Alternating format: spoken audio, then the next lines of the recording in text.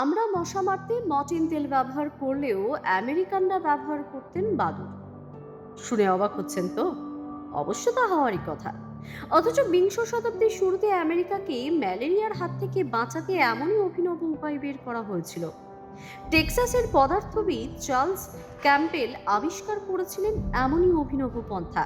জানা যায় প্রথমে ছোট ছোট ঘর তৈরি করেন তিনি, কিন্তু সে ঘরে একটিও বাদুড় আসেনি। এরপর বিপুল টাকা খরচ করে বাদুড়দের জন্য রীতিমতো একটি বাড়ি নির্মাণ করেন ক্যাম্পবেল। ১৯০৭ সালে ওই বাড়ির ভিতরে বাদুড়দের উল্টো ঝুলে থাকার ব্যবস্থাও ছিল। ৩০ ফুট উঁচু টাওয়ারটিকে স্থানীয়রা নাম দিয়েছিল মনুমেন্ট।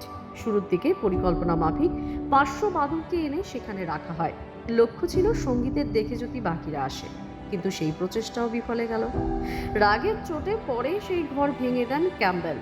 যদিও ঘর ভাঙলেও হাল ছাড়েন না তিনি। ঘুরতে শুরু করলেন জঙ্গলে জঙ্গলে, আর তখনই তিনি বুঝতে পারলেন বাদুড়রা ঘর বানায় জলাভূমির ধারে। এবার তাই মিচেল লেকের ধারে একটি টাওয়ার বানালেন তিনি।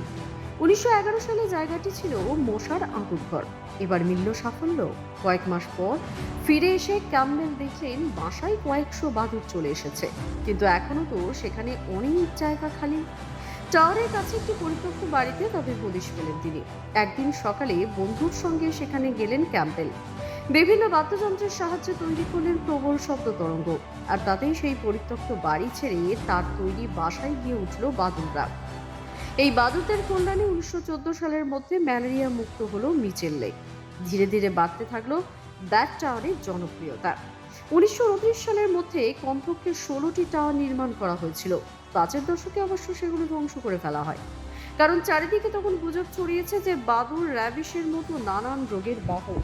তখন স্রেফ গুজব থাকলেও আজ সে কথা হাড়ে হাড়ে টের পেয়েছে বিশ্ববাসী। বাদুড় মশা নিধনে প্রধান ভূমিকা নিলেও র্যাবিসের মতো নানা রোগের বাহক হিসাবে প্রধান, যা আদতে সবার জন্য বিপদ। দ্য সহজ পাঠ, সহজ কথা, সঠিক তথ্য।